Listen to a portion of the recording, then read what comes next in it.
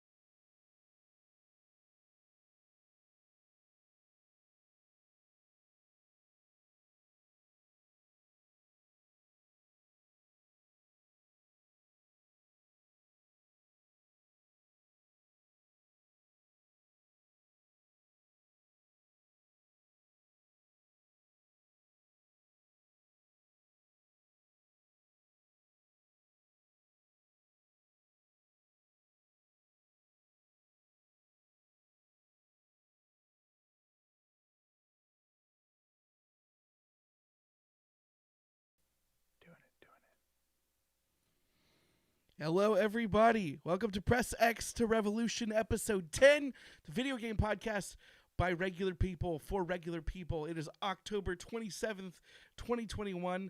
Can everyone out there hear me? We're doing this a little bit different.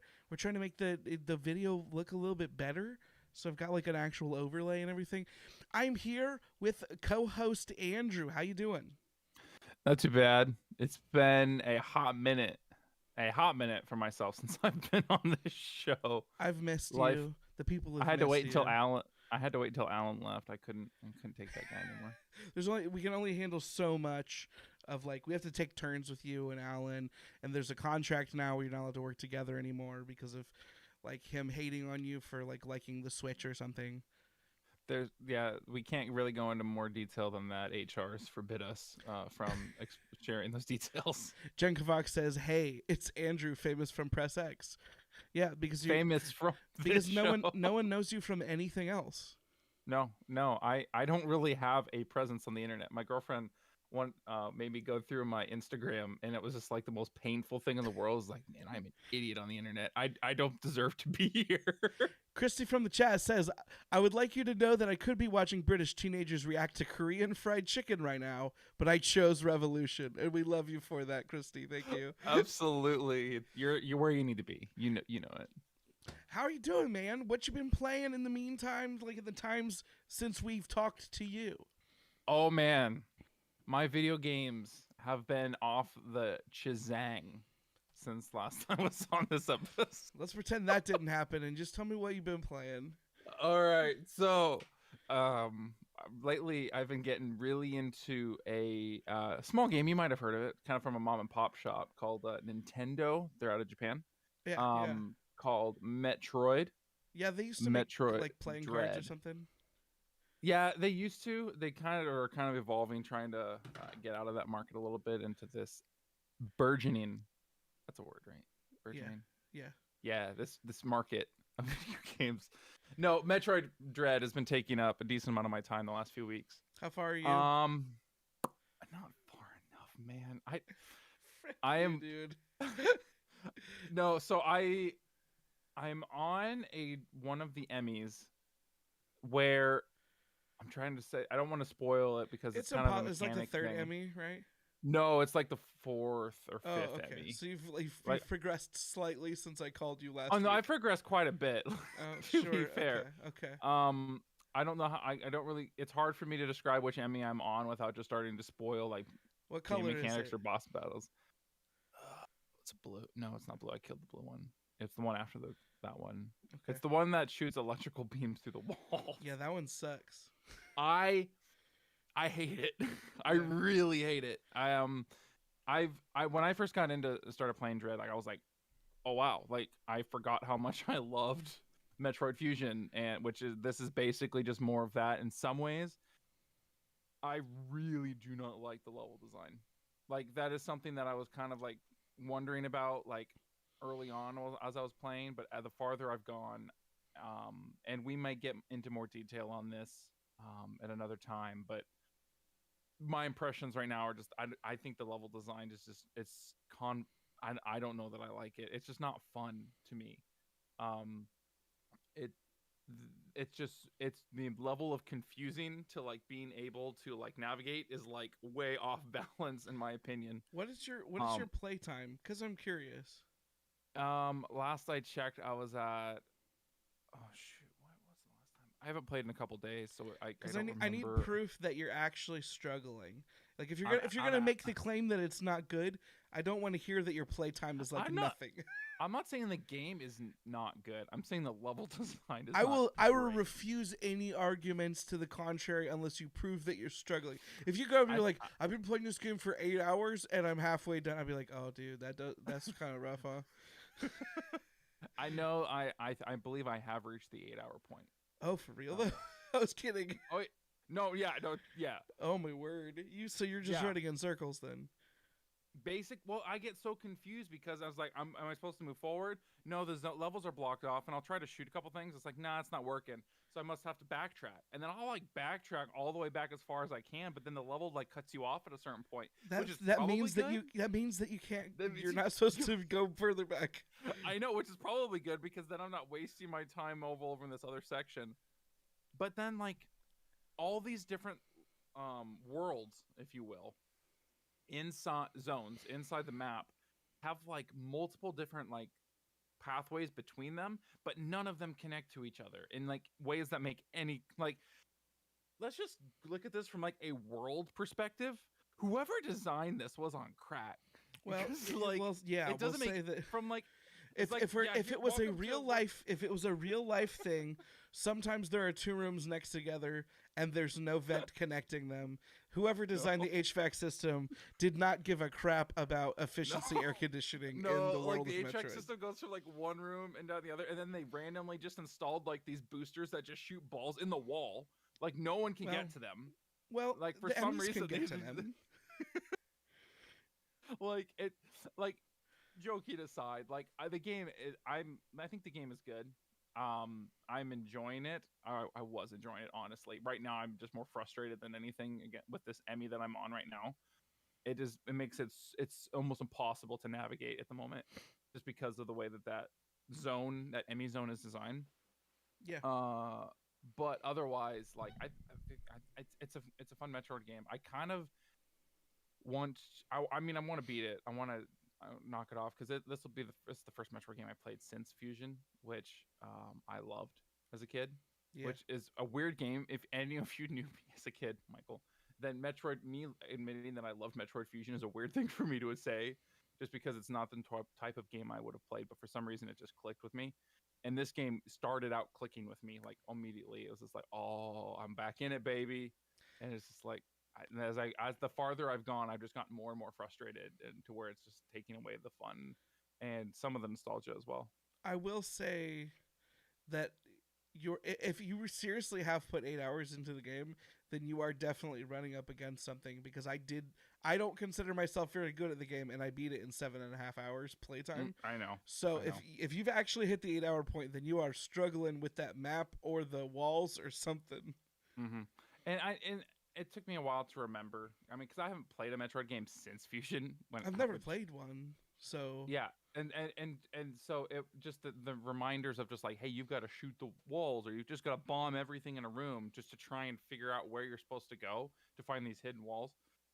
I will say that I really like at some point you unlock an ability that makes it easier to find where you're supposed to go in a room. Sure. That has been kind of helpful. If like to be able to, you can just walk in and just like, yeah, I won't spoil that, but yeah, no, I like the game. I think I like the game.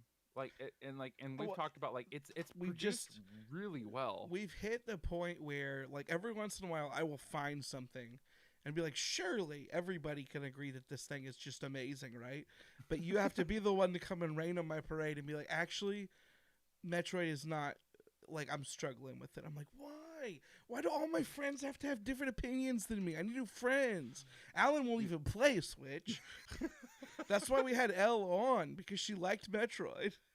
Yeah, it had to happen. Heck, you were playing Ultimate Chicken Horse instead of Metroid. You freaking... I'm trying to call you to do this live stream. This is a little bit behind the scenes stuff.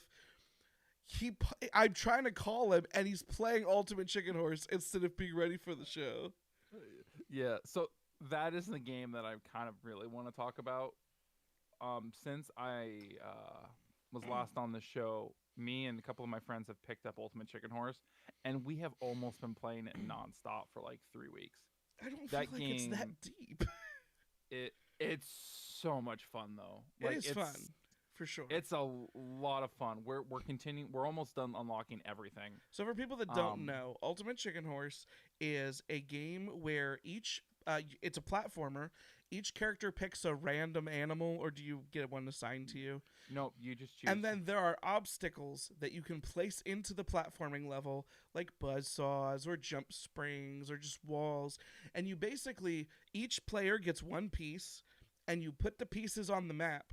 And then after everyone places their pieces, you play through it like a regular platforming level. And you try to make the level difficult for everyone but still beatable for you. And how many, like, it goes multiple rounds, right? Once you all put your pieces down, you all try to finish it, then you all get a second round. How many rounds do you get until nobody beats it? I think it's like 20 rounds or something like that. Okay. Like, usually you can I go thought it was just like beat until it. somebody couldn't beat it. No, it usually goes until at some point, like, there are sometimes you get people, I mean, it is the ultimate troll game. Yeah. Where it just, you can, as a friend, just like screw over everyone else, place a block where it's like, yep, nope, you can't do this anymore. You can make the map unbeatable. And so depending on the match type that you're, and the people you're playing with, you might go the entirety of all the 20 rounds, and it's like, you don't have enough points to actually win the match. Wasn't one of the pieces that you can get a dynamite piece to blow up other pieces? Correct. There's different levels of bombs that you can use to explode pieces off the map to try and make things more beatable. Maybe remove traps that are placed in a bad place. There's all sorts of stuff. There's like black holes that you can just place that just suck people into them. Mm-hmm. The game is also really cool with the way the physics and the different traps interact with each other. Sure. You can have like a crossbow that is just steadily shooting arrows across the map. But if you have a black hole that's just swirling the vortex, it'll grab the arrow and like curve its destination and like shoot it off into a different place. You can use honey to stick two objects together, and then they do different things depending on what is happening. We have just been playing so much of it, and really it's just a laugh. Yeah, it's just laughing game. Chaos. It is chaos, and it's fun. And you get in there with some good buddies, and you're just playing, and you're just having a great time. And we have been playing so much of that. My brother is like, it's like his favorite game, just because it just allows him to troll in the most fun and absurd ways. Nice. So we've been playing a lot of that, and it was their idea that we should try to get Alan into a match of Ultimate Chicken Horse. It would be fun to have a big Ultimate Chicken Horse Press X sort of playthrough. But I think we'd have to get Alan to realize that PCs can also play games. And that would be very difficult. That's the thing. On Steam, it supports remote play. So as long as one person owns the game, they can just invite their other Steam friends. They don't even have to own the game. Yeah, they just have to have a Steam account. But you have to have a PC and play games on the PC. And we've known from historical precedents that Alan refuses to acknowledge that PCs are also for games. So that could be difficult. It would be worth it. Alan, if you're watching, it would be worth it, man. You gotta give it a shot. Nice. So yeah, no, that's why I'm playing a ton of that. I started playing Deathloop yesterday. Yeah. I'm not very far in that still. No, so I picked it up, but I've been trying to beat Metroid before I started Deathloop, and then yesterday I was like, I don't really feel like playing Metroid right now. I'm just gonna start Deathloop, and I started playing Deathloop. It's a weird game. It is. I thought I understood what it was, and I don't think I understand anymore of what that game is. My understanding going into the game was that there's two protagonists that are trying to kill each other. It's really only one protagonist. You can play as okay, fine. two two different main characters that are in opposition, or they're trying to kill each other in a world that is just constantly every day is just on repeat. It's just Yeah. the same day over and over and over again. And so I was anticipating like, all right, here is a giant Dishonored like maybe style map, or just some sort of open world. Go and just learn it and figure it out. But the way that the game has been designed is it's not so much a giant open world where you have to complete all your objectives. It's just a bunch of little sections that you just complete um during the day. And I might not be far enough. Maybe that is the game and I just haven't gotten far enough to understand that. But right, so I've put I think an hour and a half into it. What's my playtime? Yeah, I put almost 2 hours into that game, and it's just I'm just going from level to level and just complete and just getting the objective and then leaving the area. Yeah. And so I just, I mean, it's kind of fun in some of the ways that I think it's more of a cross sneak. between Dishonored and Hitman than you might think. Like you're revisiting the same areas and you're going to do similar things to try to manipulate your targets to try to get Mhm, them all to do specific things, but you can do it over the course of multiple days, mhm, Groundhog style. And so you are playing different areas, different times of the day. Your quests will carry on between them, and the information that you learn in each playthrough will carry on between them. And so yeah. it's like a Dishonored but in small chunks instead. Mhm. And I'm excited for it. I don't like the humor tone. It's so like over the top stupid. Like it it rubs me in like the It Borderlands way, which I it don't like. it was really funny at the beginning where he meets Julianne and he's like, "Who are you? Did we date?" And then like she beats him up and he's like, "Yep, we definitely did." Yeah, and I It's don't little know. stuff like that. All the whole Some of thing, it I'm just lands like, for me, okay, but yeah. It was fun. Like I like sneaking around and shooting people, and they're all wearing like weird bunny masks. Like it's almost like Bioshockian with the like some of the kind of, weird yeah. stuff. What was the name of that? No, what was the name of that BioShock wannabe?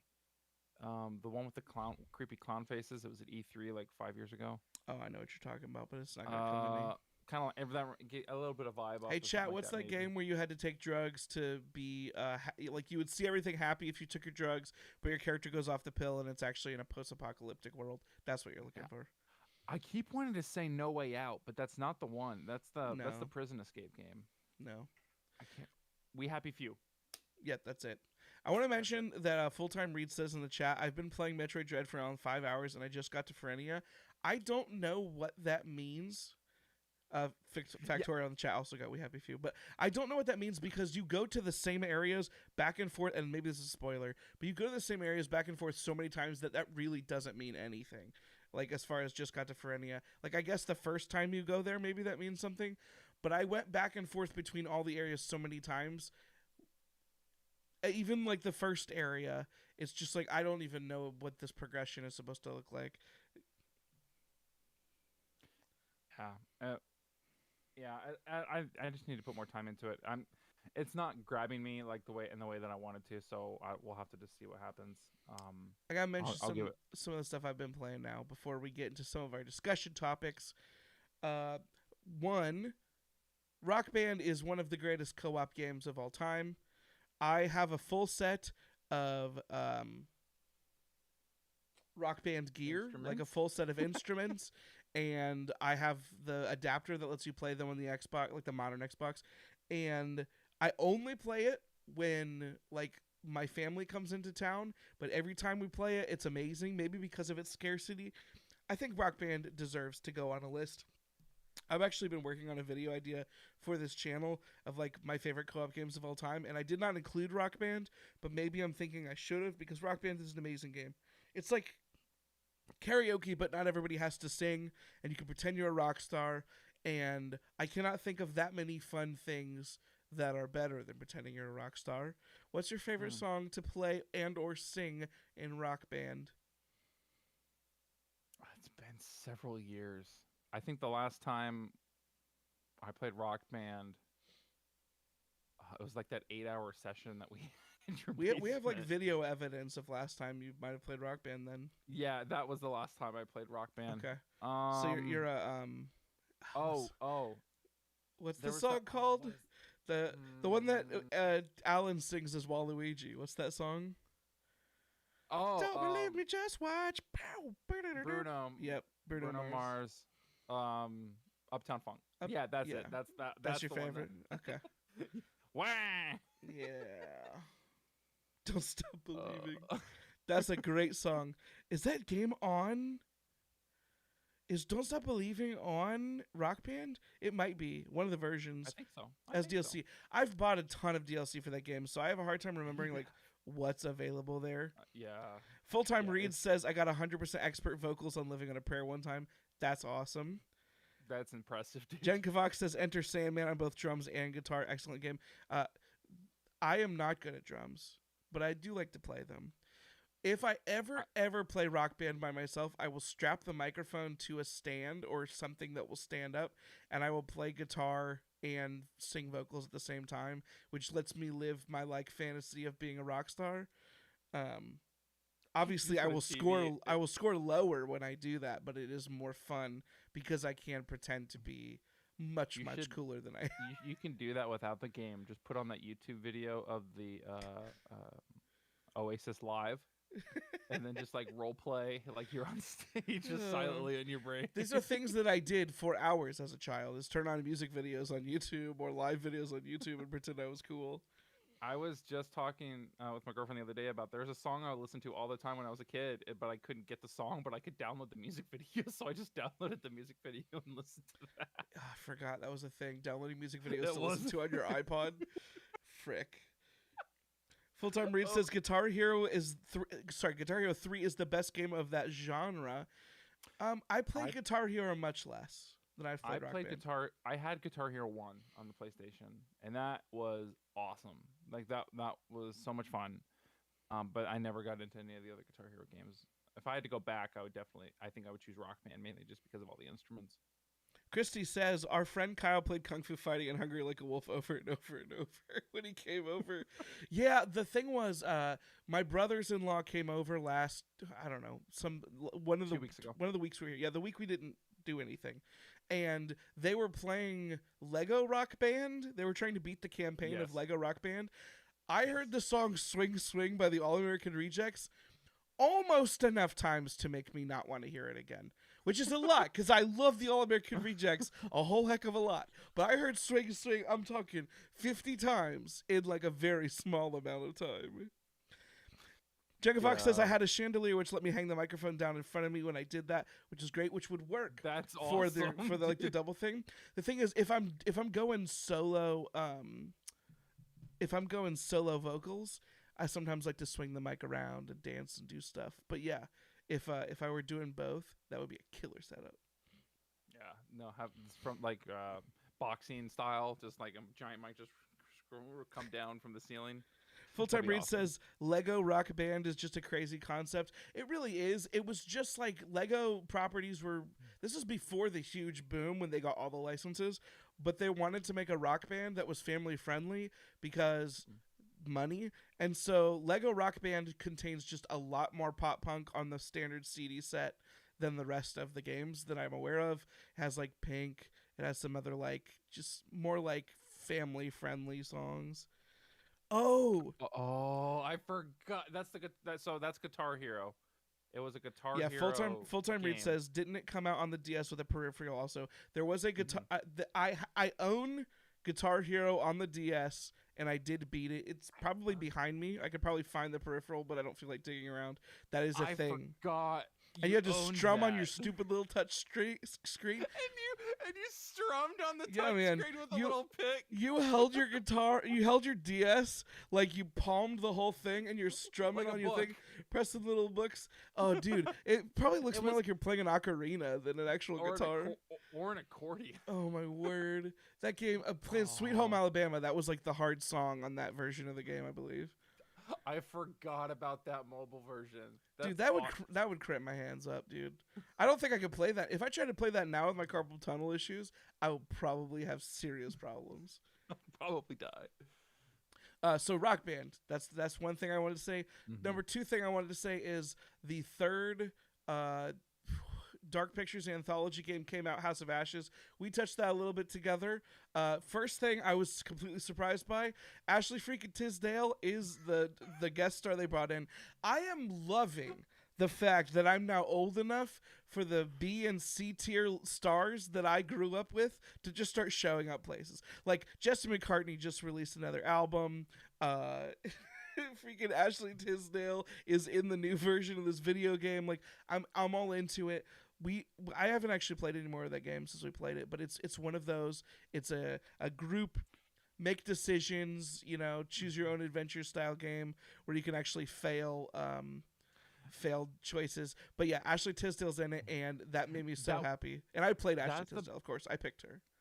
That was one of the best parts because you're like, man, that looks like Ashley Tisdale. And then the credits coming along the screen, you're like, that is Ashley Tisdale. We got to choose our characters, and I'm like, oh, I'm gonna choose this Ashley Tisdale looking lady, and then it popped in with like starring Ashley Tisdale. I'm like, what the frick? This is actually her. This is amazing. And then like the way that she's integrated into the plot was so good because we were playing with an actual group of 5 people, and I don't want to. Someday we'll have to talk about those anthologies. We want to stream them onto the site at some point, but oh my word, it was so good for the setting that we were playing in. And I had to say that. Nintendo Switch Online came out, and some people have mentioned this. And I talked about it in the Discord. It's Nintendo Switch Online has been out. Sorry, the expansion pack, expansion, which comes with Nintendo 64 and Genesis games. There's a lot of things that could be said about it. There's a lot of people complaining about the emulation. The thing I have to say, and this is important because I've had multiple people bring it up in the Discord. Star Fox 64 is a freaking dope game, and the fact that they've ruined that franchise over time is a catastrophe because Star Fox 64 is still fun. I love the fact that it's got like it's made to be beaten over and over, like with different paths. And the different paths you get by doing these different things, you could get different character cameos. That game is so fun. Why are there not good Star Fox games? Nintendo, I want a Star Fox on the Switch that's not butt. Is that the first run-based game? Oh, no way. Mario, man. No. Mario totally fits that. Mario doesn't count. What are you talking about? Chat, is Mario a better run-based game, or is Mario a run-based game? Is that the poll? Is Mario a run-based game? I don't. As if you're speedrunning. Speaking of speedrunning, put a pin in that. I want to talk about that after the show. Okay. All right, here we go. And on the note of the expansion, I looked into it of actually getting that because I saw that it was like, oh, it's like Nintendo 64 like games. I was like, oh sweet, that'd be super fun to play. And then I looked at the price and like what was in it, and I was like, this is not. It's $50 a year. I think people are making a bigger deal about it than they need to. It's not great. Well, it's not awful. Yeah, but for that, it's just not a whole lot of games. I don't think. Like, I don't care about the Genesis. You don't care about the games of our childhood. That's a personal choice that you've chosen to do. Is not care about. When they bring back, if they put Donkey Kong 64 on that game, on that emulator, then I will. There is a very real chance that could happen because they are bringing back some of the rare deals, so that actually could happen. And I would be curious if that happens because I never beat that one. That game. We had so much fun. That was the first game where my family we all got together because it had 4-player multiplayer. Like it was a shooter, and you just ran around on these maps and just like shot coconuts and peanuts at each other. And it was my brothers, my sister, and my dad. We all just like play this game over and over and over again. We had so much fun playing that game. Full-Time Reed says there's only like 10 N64 games. There might be less even, but one of them is Super Mario 64, which you might say, Michael, didn't you just buy and play Super Mario 64 on the collection that came out? The answer is yes, but so what? The second one was Ocarina of Time, which I don't think Ocarina of Time has been playable on the Switch up to that point legally, but yes. When are we gonna get the superior game, Majora's Mask? I have never beat Majora's Mask. I'm not a Majora's Mask hater either, but I am showing my kids Ocarina of Time again. The first time I tried to show them, they were a little young. They got scared. This time it's been working so far, and I'm having fun with that. But also, full time reads in the chat. This quotes Donkey Kong 64. Oh, banana. Is that a quote from the game? That's a quote. Every time you get a golden banana in that game, this dude just comes out. The bongos are playing in the background. He's like, "Oh, banana." I will say, the Donkey Kong rap is something that I watched a lot of times as a child. Oh man, yeah, absolutely. The best musical production Nintendo's ever done. You know, I've heard it both ways, but it's very good. It's very good, we'll say. Oh shoot, that would be good. What other games should come to the N64? Obviously, Majora's Mask. I think that one will come. DK64 would be fun. Like Wave Race. I think Diddy Kong. Dude, I'm a freaking Diddy Kong Racing fan. I'd play some Diddy Kong Racing on Switch. That would be great if it came back. What was the name of that? Was it Road Rash? Where you were like there was a Road Rash on 64, yeah. Where you were like throwing like bats at other people on next to you that you were trying to knock off their bikes and stuff like that while you were riding. I can't remember. My cousin had that game. Full-Time Read says they removed the fog from the Dark Link fight and the Water Temple in the Switch emulation. The Switch emulation in general has been awful. That's what most of the conversation has been about, is the emulators they're using and the settings that they're using with those emulators are not even close to like the best ones, which is weird because they've re-released... Nintendo has used emulators to re-release their own games before, and they've generally done a good job, or at least an adequate job. But people are complaining a lot on the a lot about this modern set of emulation, including like the controls are not remappable, and some of the controls are really funky. Full-Time Read says Banjo-Kazooie and Tooie. Banjo-Kazooie, I believe, is coming. I think they said it was coming. Yeah, I feel like they said that. Tooie, they have not said, but that would be a natural progression. Space Station Silicon Valley needs to be on there. He also says. People have said GoldenEye. I think GoldenEye is a game that deserves its recognition for the time that it came out. And it holds up at all. It does not hold up at all. If you try to go back and play the game, it's awful to play. I would also... Perfect Dark is the same way. I would also petition the board for Bomberman. Bomberman 64. I played a lot of that. I don't know if that's actually good, though. Do you remember that DS game that we played? I liked the DS. Dude, the heyday... Okay, minor bunny trail. The heyday of the Nintendo DS was... when you realized that the feature, what's that feature they call download play, where you could own a game and all of your friends did not need to own the game, and you would go to a midnight showing of a movie and everybody would have their DSs and you could play like Puyo Pop or freaking Bomberman with a bunch of randos, and it was freaking awesome. It was like the epitome. You don't even know these people. Yes, it was the epitome of gaming with strangers. Yeah. You'd throw out a thing up there, say like, hey, I threw a lobby out. Everybody would join in. You'd bomb somebody, and some person like later down the aisle would just start cussing. You're like, this is amazing. Yes. I love video games. This is what we were here to do. Yes. The one thing I'll never forget this about that DS game was the way that the bomber guy pronounced the game in the opening title sequence.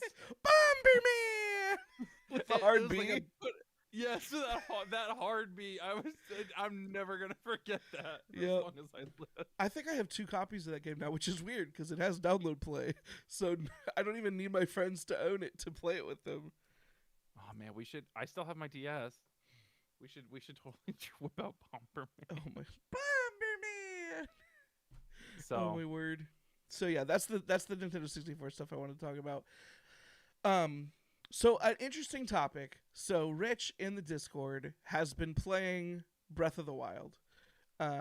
He's been playing it in an interesting way, which is he does not own a Switch, but he's somehow figured out that there are other ways to play video games not originally on their original console. It seems like magic to me. We're not gonna we don't need to dig into the details, but he's playing a version of Breath of the Wild that looks way freaking better than the Switch version. 2, runs way freaking better than the Switch version. And 3, allows him to modify certain settings, which were not built into the original game, such as one of the first things he did immediately was he turned weapon durability to infinite. So he started playing Breath of the Wild without having weapons that break, which is kind of like a key rotation for like the loop of that game. I- I've made a yeah. lot of jokes to Rich because he was changing stuff a lot at the beginning, and I was like, "You're not even playing Breath of the Wild. You're playing Breath of the only deal with Rich's slightest inconveniences." Breath Um, of the Stinky. and Black Magic is the way that he's playing the game. Which one are you laughing at? Oh, you. That's awkward silence of Oh, my terrible joke. so the thing is, have you ever encountered a video game where you feel like there was one major setting or minor setting that you could change that would drastically change your enjoyment of a game? Have you ever like dealt with a mod in a game that you felt was necessary? Have you ever tried to play a game and one mechanic bugged you so much you wish you could turn it off? Because I didn't find the weapon durability in Breath of the Wild to like be a game breaker for me, but also I don't think that having the weapons be infinite ruins the game. It kind of just I kind of would have preferred that in some ways, because like you're getting upgraded weapons. It's not like you'd use the same thing forever. I feel like that game doesn't need the weapons to break every 2 seconds because they do break way too often. Have you ever changed a game or wanted to change a game to do something that you feel like either should have been there or should have been changed, or allowed you to enjoy more? Chat is also allowed to answer that question, hopefully. That's such an interesting question that I'm having a really hard time. I'm trying to think back of everything that I've played through. I mean, the easy answer right now, um, and I mean, I would agree with Breath of the Wild that the weapon durability did bother me. Like Mm-hmm. that was something that was kind of frustrating, especially early on. It You they was it, literally break like every 6 hits in the beginning. it's kind of and it's kind of frustrating that you might find this really cool weapon that you might want to use, and it's like, well, I can't. You don't want to use it. The game, it feels like the game is actively discouraging you from I using it every because you don't single want to lose that game. Yes, I'm the type of guy that like if you get a rocket launcher that has 3 shots, I will almost never use that rocket launcher because I don't want to waste the shots. And so Breath of the Wild, I feel like there were weapons that I didn't use very much because I was afraid of losing them. And that I think it was supposed to be the opposite. I think it was supposed to be like the weapons break, so just use them and then pick up more later. But I actually did the opposite, where there were some that just sat in my inventory forever and I never used them. Yeah. I'm trying. I'm just kind of looking through some of my Steam games to try and jog some of my memory. I have an Um, example if you want to keep doing that. yeah. So for me, when I played Skyrim the first time back at launch, I was a stealth archer. And the problem with the game originally was there was very few places that you could buy high level arrows, and they were extremely expensive. Even if you had tons of wood and metal yourself, there were no way to craft arrows at the beginning of the game. So one of the first things that I did as soon as the mods scene opened up was I found a mod that just let me make my own arrows. Like I had like high level metals, I had wood, I had feathers, and it just let me make high level arrows myself. That way I didn't have to go buy 5 from the store. It allowed me to kind of break the game because then I could have as many high level arrows as I chose to make. But it also let me go around and feel like I was earning something because I was an archer. I wanted to make arrows so I could shoot arrows and have the high level arrows I wanted. Then I went around and killed a lot of things because I had a lot of high level arrows. But it made the Yeah. game better for me, like actively in so many ways. I enjoyed the game so much more once I was able to do that. Um, Scrolling through one of the things I did think of was No Man's Sky for me. Um, Did you want to patch in an actual game when that came out? when that game came out, and that's the time that I really spent probably most of my time with it. A lot of the survival elements that were in that game didn't feel great. It felt more like an inconvenience than anything else. Um, Full Time Read says that wasn't the only thing that bothered me about Link's magical smartphone adventure. We have some Breath of the Wild detractors in this Discord and in our chat today. I think Breath of the Wild is a great game. I agree, but we don't need to jump into it. Full Time Read says Skyrim isn't very conductive to playstyles other than Stealth Archer. I thought that because I picked Stealth Archer and it worked so well for me, but also we had a friend that played way more video games than I ever did, and he enjoyed both just like a two-hand melee build, and wizard build. He enjoyed both of those a lot. They're a lot faster. Like if you get really powerful as a mage, you're gonna be walking through rooms destroying people faster than when you're stealthing. But it's kind of cool to like stealth into a room full of people, have them not see you, and shoot them off one by one, and have them still not see you. I know this is going to be a point of controversy especially between you and me, because I know we disagree on this one.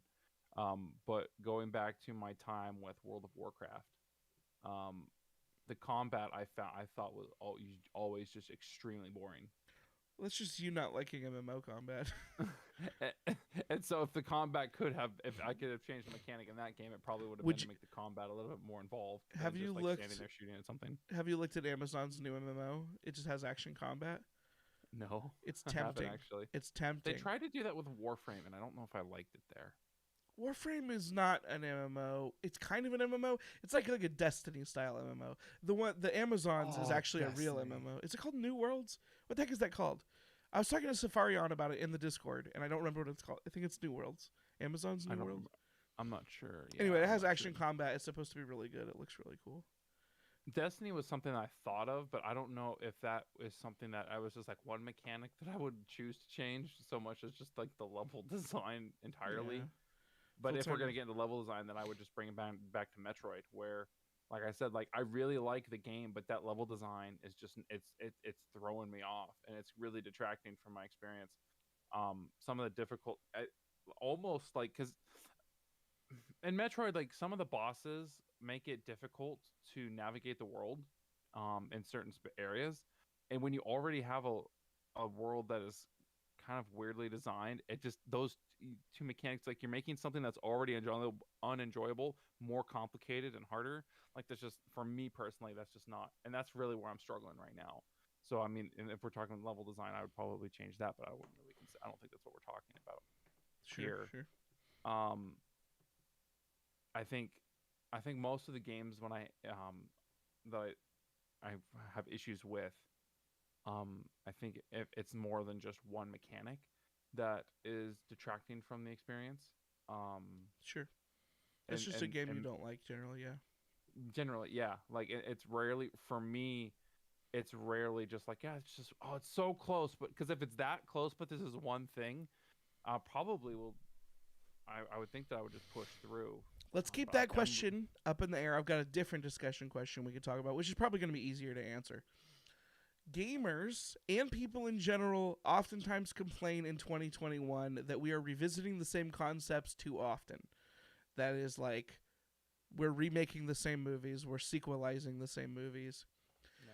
What is your favorite video game that is not a sequel? Or a couple of them. So just an original that hasn't been cloned. Shoot. Or at least you prefer the first one in a series, maybe. But it can be difficult because video games are different than movies, where a lot of times you don't feel as sick as fast about the same kind of thing. But obviously, you got your Assassin's Creed, your Call of Duties, where a better one is probably going to be like the fifth one down the line or something. Bloodborne is Factoro's answer. I think that's kind of a cheaty answer because it's kind of Dark Souls. Sekiro is another one he answered. Technically not a sequel. By the letter of the law, that is the correct answer. Bloodborne and Sekiro are both correct answers. By the spirit of the law, I don't know if I accept them, though. The first game that I thought of when you asked this was Dying Light. Okay, yeah. That, also kind of a cheaty answer, in my opinion. Okay, why would you consider that a cheaty? Because it was made by the same developers and is a similar style to, what is that other game they made right before that? The one on the island? Yes. Dead Island. Yes. The one on the island. Yeah. I would disagree with that. I have played because you think the parkour was enough. I more than.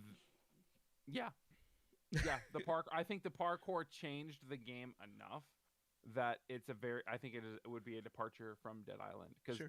I didn't like Dead Island. maybe this is an example of, to answer your earlier question. They changed one mechanic and added parkour, and it completely changed the entirety of the game. I fell in love with Dying Light. That was a game that I played through that like all the way through, some 40 some hours, I think. I played that game so much and loved it, and I'm really looking forward to Dying Light 2 when, not if, when it comes out. Oof. Yeah, but no, but Dying Light I think is one where it's just it felt unique to me, like I'd never played anything like it before. Yeah. Yes, it was zombie esque, very much so, but the gameplay itself and just the navigation and the moving throughout the city and the combat felt very different and unique to me, enough that I would consider it very strongly in this category. Factoro lists Hollow Knight, which is an awesome answer because that game, I will admit, I'm a little bit ashamed I have not beat it. But when I picked it up, I wasn't expecting too much. And then I started playing and I'm like, oh, dang, this game is really good. This game is giving me hard Dark Souls vibes, but it's also like a Metroidvania. Yeah, Hollow Knight's a great game. Are we allowing like fifth games in a series as an answer to this question? No, we're Or is definitely, that that's definitely a cheat. What I was gonna list as one of I was mine. gonna propose conviction, but I was going to say Alan Wake was one of mine because obviously it's gotten sequels, but the original Alan Wake game was an original IP, and I loved it. Very different than anything that existed. Yeah, you could say Control, but Control is kind of, it's in the same world. I don't know. Full-Time Read says standalones are more prevalent in the indie scene. Some great originals are Fez and Hyper Light Drifter, which is a good point because they don't often do as much. Super Meat Boy is a great answer. Honestly, a lot of the original like indie boom games, Summer of Arcade games, could all probably be listed there. Braid, the first Chibi Robo game. Jamestown. Do you remember Monday Night Combat? Monday Night Combat was a fun freaking game, dude. This is the second time this week that I've heard. What? Really? They've shut down everything? They shut everything down. Like there's no way to play it. I mean, I'm sure there's some way to hack it that exists on the internet, but this like is the second time in 1 week I've heard people talk about Monday Night Combat. It's really weird that yeah. When the PlayStation Showcase was going on, and they showed that like crazy Hunger Games, grasshopper looking joint. Somebody made a joke that it looked kind of like Monday Night Combat, which reminded me of that game, which was a Summer of Arcade game. A lot of the Summer of Arcade games are just killer indie games, like standalones, new IPs. I love new IPs. Hitman. You can't 2016. You can't count Hitman 2016. There was like 5 other Hitman games before it.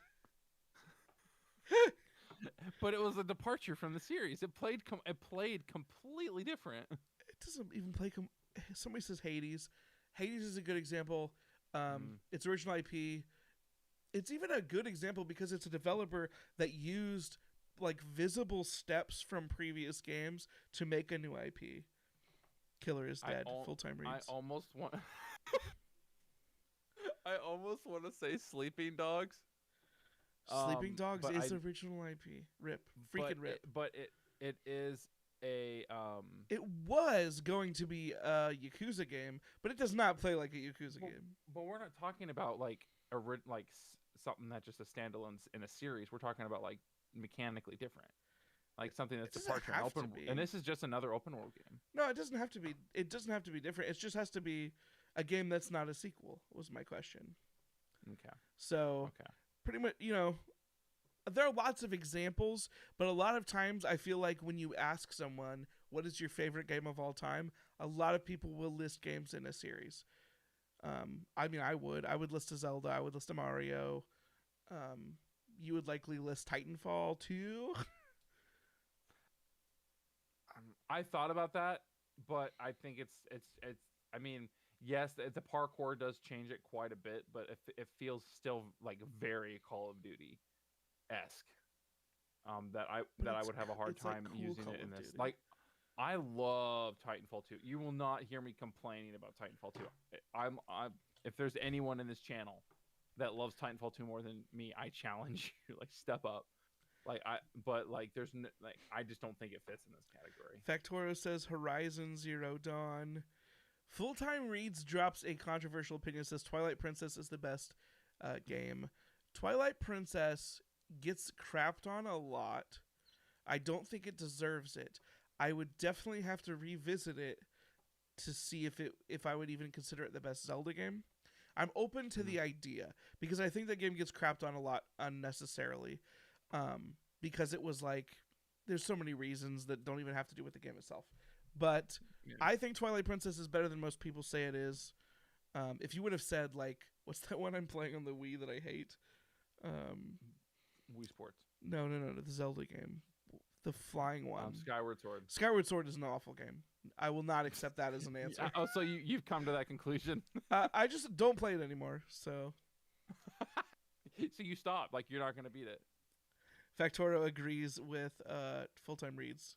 Twilight Princess best game. Majora's Mask. See, Majora's Mask is one I haven't beaten, but like the weird dark elements of it seem really cool, and the fact that it's more unique seem really cool. Salvo Skull Street says I 100%ed Horizon Zero Dawn the other day. It's excellent and made me all missed at the end. You liked Horizon more than me, I think. I liked it. I did. And you played a lot more of it. Like you went around dinosaur hunting or. Yep. That's the Monster Hunter I needed. You're more likely to play an open world game a lot longer than I am.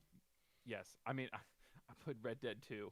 I put like 90 hours into that game. Like, yes, you give me a good open world, I will sit and I'll play around in that open world and just do what you need me to do. In case we haven't established, Andrew is the first person shooter open world. Like, those are his jams. In this category, would you consider Red Dead Redemption 2 as a not sequel? No. Not as not. Are we talking about not? Are we just talking about games that just the first in a series? Is that all we're talking about here? Or standalones where they aren't in a series. I was just saying like something that was not a sequel. That's what we were originally talking about. Okay. All right. So, yeah, should we jump to game time? We never got to finish game time any of the actual weeks with everybody intact. Alan had to leave the first week at the end. Last week we didn't even get through the list. Do you want to play game? Have you played game time yet? I haven't played game time yet. Okay, we're going to play game time. See if you can beat the chat, which is slightly in your favor because we're using a method that has slightly longer delay on the chat than it used to. All right, here we go. All right. So this week's game time is similar to last week's game time, in which I am talking about games that are 15 years old. What do you have to say? I remember what you were. I listened to an episode where you did this and where you read the ESRB ratings with Alan. And it made me very, very happy. Yes, so this one is not ESRB ratings because I picked 15. I picked 15-year-old games, and they did not write ESRB descriptions 15 years ago. So, like, they had ratings, but they didn't write the summaries or whatever. Gotcha. So I've taken Wikipedia articles and then sort of censored them. So I'm going to read the rating of a game. I will read a censored Wikipedia article, and we see if you can get the name of the game before the chat can get the name of the game. Exactly 15 years old or 15 years or older? 15 years old as of October and November. I used some of the ones I had from last week we didn't get to, and then I picked some new ones for this week. And we can obviously do brief little bits about each one. So the first one, I got scared because I think if I drag this window over, I could actually share it with the stream and it would be bad because I don't want the sheet. All right, here we go. Oh, hold on. I got to move this so I can see. It's rated E. This is the first one. The first game during game time we've ever talked about is rated E for mild cartoon violence, which I feel like is weird because back in the day, if a game was rated E, it had to have comic mischief, right? It was always comic mischief, which is great. Like, why would you even put that comic mischief? This game is like Looney Tunes. I mean, how many parents have you met that are like Looney Tunes is too violent? A couple, but not that many. Those people are weird. All right. This is an action role-playing game developed by HAL Laboratories. Hint. And another developer for the Nintendo DS video game console. The game was released in multiple on multiple dates, varying between continents. The game is compatible with other games in the series also on the Nintendo DS. Is set on the continent of Fior. The game is most notable for having a format radically different than the traditional RPGs in the series. The storyline of the game is set in 10 main missions with 3 sub-missions. This is not. I have a couple. Trying to think of what. I'm positive you are aware of this game. It may have not been in your brain. So it's a role-playing game developed by HAL Laboratory, which I'm sure sounds very familiar to you. Yeah. Oh, yeah. It was released on the DS, and it was compatible with other games in the series also on the DS. So it's part of a larger series, but this one is drastically different in gameplay to the other games in the series. Was it one of the ones that you could plug in a Game Boy cartridge and upload? No, I don't think so. Compatible. Like when we talk about RPGs and cartoons, like I think of like it just came out. Oh, what was that? I'm sure either you or someone in the chat is aware of this game. Right now I think Full Time Read says same boat. No. It's not Kirby, which was a guest from chat. Factoro says he doesn't know. This game is usually measured in generations, and there's a buttload of them. Yeah, I'm trying to think what the name of that game series is. You're probably thinking of the wrong one if you're not thinking of the name, because it is one of the most lucrative series of all time, probably. I mean, it's not Final Fantasy. No, I want to say in 2016. Factorial gets Golden Sun. That's not correct. In 2016, this was once again one of the most talked about games. Factorial says Pokemon. That is correct. Do you remember what game it is? Diamond and Pearl. No, it's Pokemon Ranger. Do you remember Pokemon Ranger? Oh. It was the one where you were a Pokemon Ranger and you had to use your stylus and circle Pokemon really fast. I didn't. And then you could catch your Pokemon and transfer Manaphy from Pokemon Ranger to Pokemon Diamond and Pearl, which then you could, that's where Jacob, our friend Jacob, had Ranger and he gave us our Manaphys from the game. What gen was that? It's Diamond and Pearl. I don't know what gen that was. That was cheap. That's not cheap. That's a good one. I remember I just watched the Detective Pikachu movie again over the weekend. I've never seen it. You've never seen Detective Pikachu? No. Oh, dude, it's so much fun. It's a lot of fun. I haven't seen any of the recent wave of video game adaptations. Detective Pikachu, I would say, is probably one of the best video game movies. We actually had somebody asked in chat recently what were a good set of adaptations, and it might have been Full Time Reads went off on a huge list. I can't actually pull up Discord right now. I just realized that we're using Discord to talk, and I cannot look at it right now. Yep. But no, but anyway, that is I think that's a fun. I mean, it's not amazing or anything like that. Like, don't go for plot or anything like that. But it's just a fun world where you're just watching Pokemon and humans just interact, and it's Ryan Reynolds just being goofy. If Chris Pratt was Pikachu, I would have probably watched it. Did you hear he's Garfield now too? Oh my god! No, I didn't know. He's Garfield now too. The Chris Prattiverse. Odie. All right, here we go. Here we go. Game number 2. I almost read the name of the game. It was rated teen for alcohol references, fantasy violence, mild language, partial nudity, and suggestive themes. This was a role-playing game developed. See, this is going to be a little bit weird because I did design this for, this is a hint, by the way. I designed this for when Elle and Alan were on the podcast. So, screw you, I guess. I'm not a weeb. This is a role-playing game developed and published by a well-known RPG developer for the PlayStation 2 in 2006. It included several innovations to the series: an open world, a seamless battle system, controllable camera, a customizable gambit system, which lets the player control the artificial intelligence of characters in a license system, which allows the abilities and equipment to be used by characters. You basically program them. hunting side quests which allow the players to find and defeat increasingly difficult monsters in the game's open world. Hey! Full-Time Reads gets it with Final Fantasy 12. Oh, I was close. I was thinking 10, but yeah. It was funny because I was talking with Alan and Elle about it, and they were talking about the Gambit system in the episode. And I was like, oh, they're going to get this one super easy, but we didn't make it there just because when you started talking about Gambit and license systems, I was like, that's got to be Final Fantasy. Yeah. I'm glad that the chat got it. Factorio got it and Salvo Skull Street. Yeah, nice job, guys. I've only played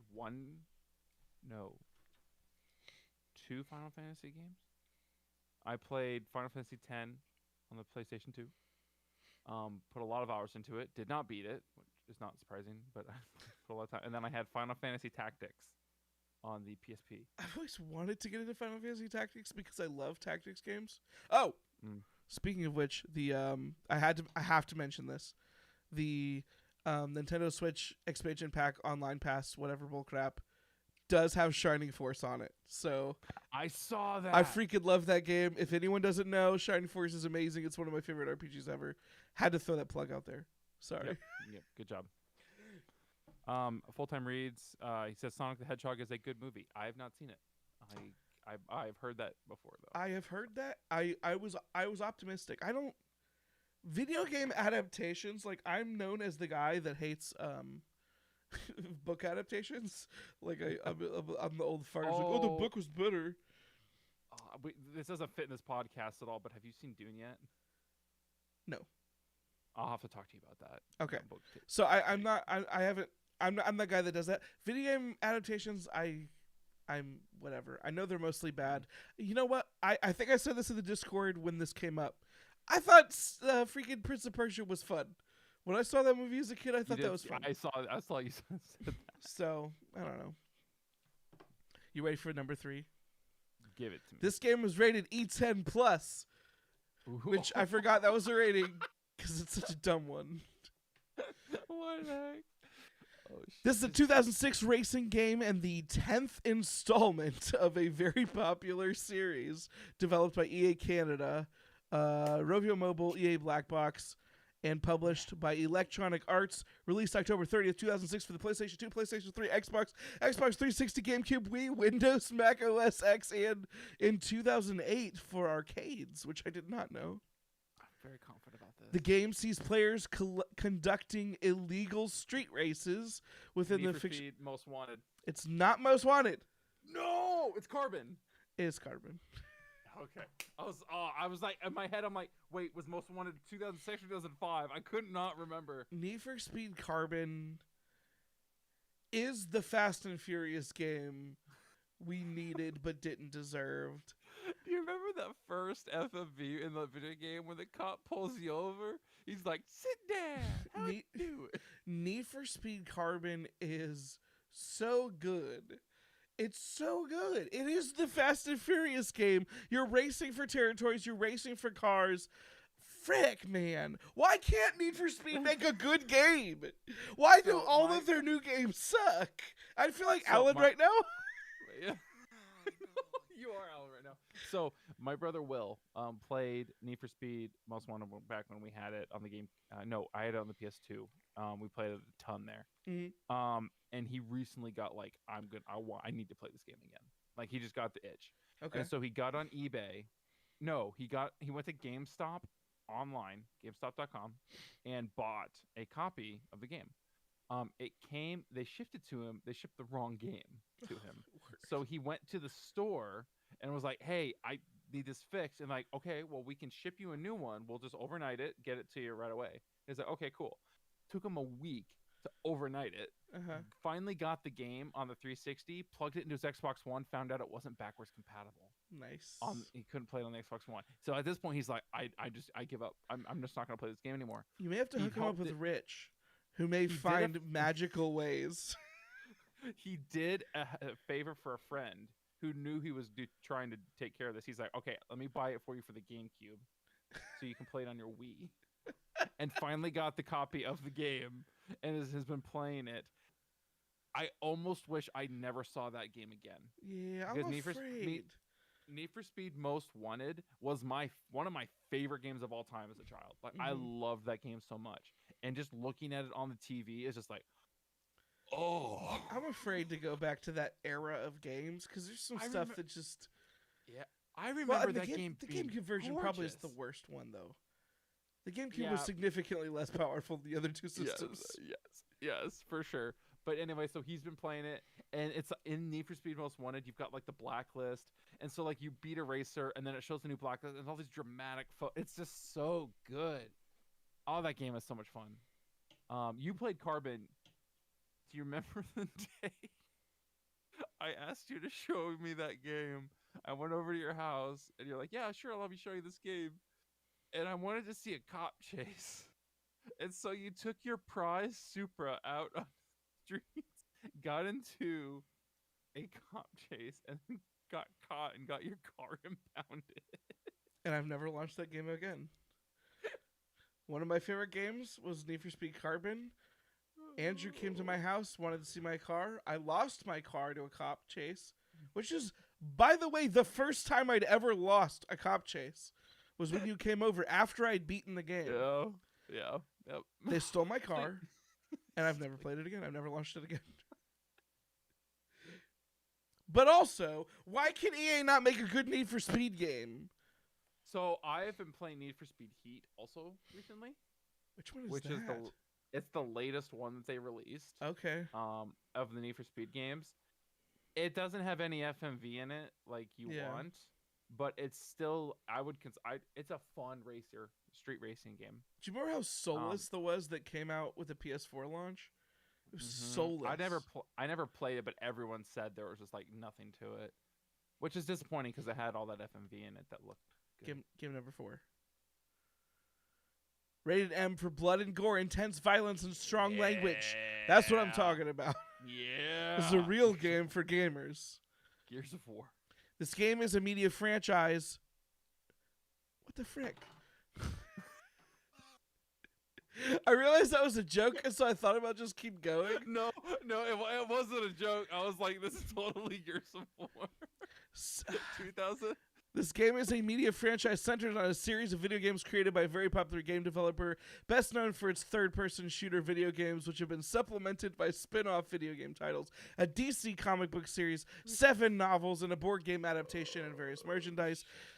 The original trilogy focused on conflict between humanity, subterranean, reptilian, hominids of the world of Sarah. The first installment was released on 2006, 360. Yeah. Gears of War? What's your take on Gears of War? You're not as... I think I'm a bigger Gears fan than you.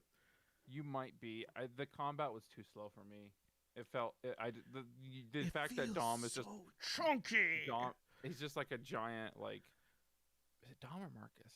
It's Marcus. Marcus is the main You play character. as Marcus. Yeah, you play as Marcus. See, unless you're co-op. My brother plays as Dom because he's co-op. Yeah.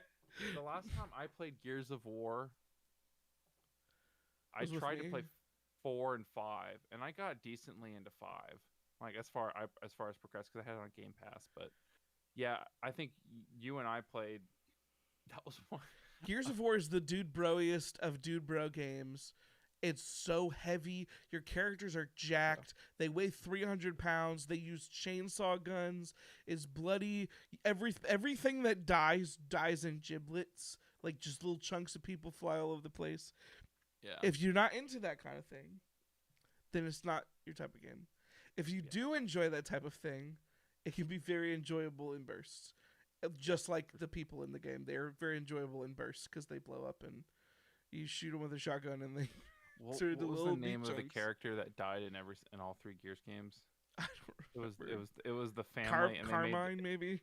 Carmine, yeah, that's right. Because there were all these shirts that people would wear to like E3. It was like Save Carmine. I love the Gears of War games. They're not something like I didn't stick around the multiplayer. Yeah, Factoro mentions Army of Two as the Dudest Dubro game. That might be a more Dudest dude. I want to play that game. I never played it back then, but yes, it does. It does seem to have similar vibes to Gears of War and what's that game? The one where you kick people and whip them. People Can Fly made it. Bu- Bulletstorm? Bulletstorm. Bulletstorm. That's a That- dude bro game. That's a real dumb game. An So- awesome game. Sometimes I enjoy some of those types of games. I never stuck around with the multiplayer. I beat all the campaigns probably once, maybe twice if I played co-op with more than one person, but I did enjoy them. The story tries to do things, but it doesn't matter because all that matters is that things are blowing up and blood is going places. Full-time Read says Brutal Legends Starring Jack Black is maybe more metal than Dude Bro. I have always wanted to play that game because I love Double Fine, the creators. But I keep hearing that game is secretly an RTS, and I'm usually just not in the mood for that. Like, it purports to be one thing, and it's actually an RTS. It's probably secretly an RTS in the same way that like Assassin's Creed Revelations was secretly a tower defense game. I think it's actually even more prevalent than that. Like, it just straight up turns into more of an RTS. Bulletstorm's a good game. There's a lot of criticisms. Oh my word! There's a lot of criticisms you may want to level against Bulletstorm. There's some things that may or may not hold up. Content-wise, there were some things that never held up content-wise, but it is very fun to whip some dude and kick him into a cactus. That's all I'm saying. Isn't that game have where you could like freeze him in time and then just punch him and do a bunch of damage, and then like physics would just like release him and just go out flying into multiple? Yeah, maybe. And there's literally like you literally get extra points for like shooting their genitalia off. Yes. Yeah, there are points. All right, last game. This is a game that I literally did not know existed until I made this show notes.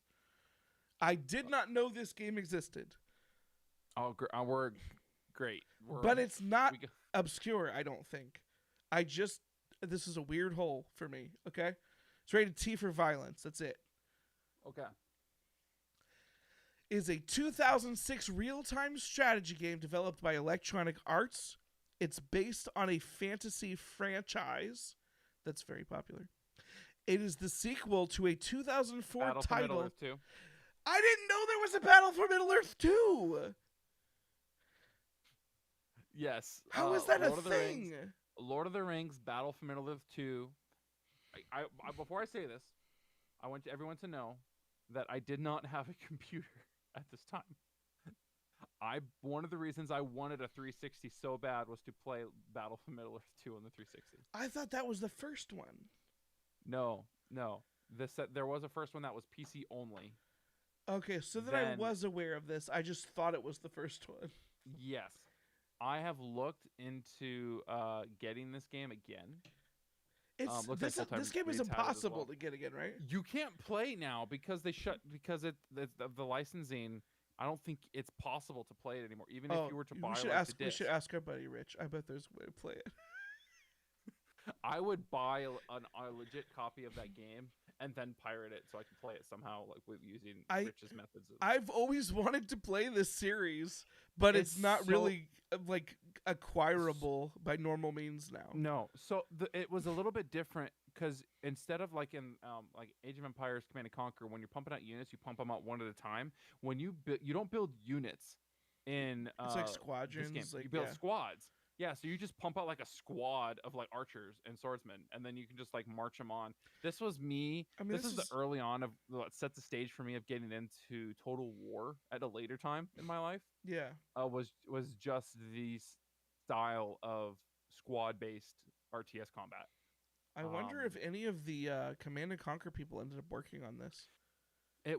This game was awesome because you could build Tom Bombadil as a special character. And he would literally just dance around the map. Yeah. Just kill everyone in sight. Like that, and that was all he did. He never hit anybody. He never expressed violence. He just danced, and the orcs just died around him. And it was so OP. What was the name of that Lord of the Rings game that was like Battlefront, but it was Lord of the Rings? Conquest. Yeah, Lord of the Rings Conquest. I owned that game and did not play enough of it. When do we start getting a bunch more Lord of the Rings licensed games? Is it when the TV show comes out? Maybe. I mean, we're still getting. We got that Gollum game that's coming. Oh frick! I forgot about that. That doesn't look very good to me. It doesn't look fun. That's a goal. That's a thing that we're supposed to get. Yes, Full-Time Read says, reminds me that my Mhm. brother and I played the GameCube version of The Lord of the Rings, The Third Age, which was a turn-based RPG. I had that on PlayStation 2. Yes. I got stuck in a way that I rarely got stuck in video games, and I could not progress in that game. I got into a bad fight with the Uruk-hai, and I saved it in a bad place where I could not progress in The Lord of the Rings, Yeah. The Third Age, so I never finished it. But that one's a weird one because you're like traveling parallel to the Fellowship, where you'll be like in the Mines of Moria. You'll see them like passing another bridge. You're like, hey, and you're like you're trying to visit the places of the game without redoing the movies. Because it was like Elrond had no faith in the Fellowship, and so he appointed a second Fellowship. He's like, guys, you're the backups. You're the backup crew. And why not have a plan B? Is all I'm saying. He's like, I let these like stupid little hobbits go off. Like, with these actual people who know what they're doing, I'm going to keep the hobbits out of your group. Like, you're the power star. You're the power couple right now. Like, you guys are going to take this and go solve the problem if I need you to. Like, Elrond was like, what did I do? What have I done? I need a backup plan. There were some weird Lord of the Rings games. I think I talked about it on one of the earlier episodes. It's like the Game Boy Advanced Fellowship of the Ring game that was like a Final Fantasy game as well. But it was so broken that you couldn't finish it. We played the Diablo likes Two Towers and Return of the King. I think those were good. I also think that at the time, the Two Towers and the Return of the King console games were good. They look awful now. They look awful. The Two Towers video game on the original Xbox looks horrible now. Do you remember pulling off a Bane in Two Towers? I mean, that just became Assassin's Creed's only combat. It's just like parry, kill, parry, they kill, just like parry, they were just kill. like, oh, that Bane system was awesome. What if we just did that all the time? Oh man, no, I remember. I want more Lord of the Rings licensed in the games. Return of the King console game, there was the Gates of Minas Tirith was a level, and I remember like I would run in with Aragorn, and I would just farm orcs for like half an hour. Yeah, because it was not infinite. There was an end. But yeah, you could, and I would reach that end, and it was like, well, I guess there's just like nothing left to kill, and then I would just finish the level and walk through, just because I would just enjoy. I just played that combat. It was so great. Oh, video games, man. Video game franchises, like movie games that were good. Alan likes to hate on licensed property video games. There's a significant a number of them that are good. There's also, looking at the video game releases from 2006, there is a shovel it in the trucks, full on dumpster full of like bad licensed games. But there's a bunch of good ones too. Which is crazy because like the Lord of the Rings games came out in a time when 90% of the movie video games that came out were terrible. Like they came out in a very dark time for licensed properties. But were they all good? Like was the Third Age a good game? I don't know. Or did we just like it? I'm referring to specifically the action games that we played with the Two Towers and Return of the King. I'm referring to those two specifically. I don't know that I'm a fair judge to say whether or not Third Age was a good game or not. I probably lean towards it was better than it was it was more on the good side than probably a 6 or 7 out of 10. Yeah. But there was those two movie games. Those were the movie games, Two Towers and Return of the King, and they were good games at the time. Like that we had a lot of fun with. Yeah. And I've played some we had a Incredibles movie game for our GameCube. That game was not good. No, I had the Treasure Planet game for PlayStation 2. It was dumpster fire trash. Yeah. Like so many licensed games are dumpster fire trash. Yeah, all right. Absolutely. I'm going to wrap it up. We've been going for at least an hour since we were live, I think. I forgot about that one. Full-time reads The Lord of the Rings War in the North didn't have an FPS cap and almost melted my brother's computer. Was that another RTS? It wasn't an RTS. It was an action. I think it was an action RPG. I have a copy of that game actually. Let me make sure that before I just go on. I'm almost positive I bought that. Yep, Lord of the Rings War in the North. Man, I haven't thought about this game forever. I bought this back in 2013 and played for 37 minutes. Holy don't think that crap, game- I've never seen this game in my life. I'm watching a bit of gameplay. Yeah, I don't think I've ever. What the frick? There's like a I don't mage doing like third-person shooter crap. Okay. Oh man, I don't know what this game. I'd have to look into this game. I forgot I hope the TV show brings back a thread of those. But I do Yeah, have to end the cool. show, unfortunately. Yeah, Um, it's time. Andrew, famous for Press X to Revolution. You do not have an online presence. If you'd like to see me talk about bad opinions other places, I do have social media linked below and a channel below where I have a YouTube channel where I talk about books or make jokes about authors that sometimes people don't realize that I'm joking and they get offended. So Did you get heat for that? only a little bit, but maybe more is coming. We'll see. Okay. Thank you guys for watching. Until next time, Viva la Revolution. I'm excited. Oh. And small teaser, I actually have another feature planned out for this YouTube channel, which I've been saying for a long time, but I've actually got pieces of it filmed, and it's a mini series, and I put a pin in something that has to do with speedrunning. It's a mini series that has to do with me learning to speedrun, and I've started that series. It should be posting, the first episode should be posting next week. So if that sounds like fun for you, one, you can compete against me and show me how bad I am and that I'm a horrible baby. And two, if you just want to see me try to be an old man who learned something new, old dog, new tricks, please do. Please subscribe to the channel if you haven't already. You want to see other shows. If you want to hear audio version of this podcast, it's available as the banner says. Thank you guys for watching. I need to figure out how to end the stream when we're filming it this way. That's gonna be fun. Just end it the way Alan always ends it. The way I always end it. Thank you guys for watching. Yeah, you have to say X, but my throat hurts, so I can't do it. All right, bye everybody.